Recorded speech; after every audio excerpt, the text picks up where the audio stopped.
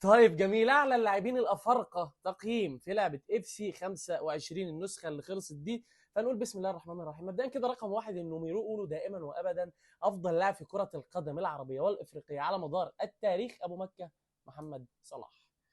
طيب عندنا طبعا فيكتور اوسيمين في المركز الثاني. والله عندنا رقم ثلاثة حطها في الجول يا رياض محرز. رقم أربعة مغربي، فوالله حكيمي، أشرف حكيمي طبعا. خمسة كاميروني، للأسف الشديد هقول اسمه، للأسف ما بقدرش أقول اسمه والله. أندري أونانا. رقم ستة، دي دولة إيه دي؟ دي مالي. مالي ولا مين؟ لو مالي هقول بيسوما مثلا. طب نبي كيتا. يبقى دي مش مالي وش. عرفت، دي غينيا عرفت. ده جيراسي، مهاجم دورتموند.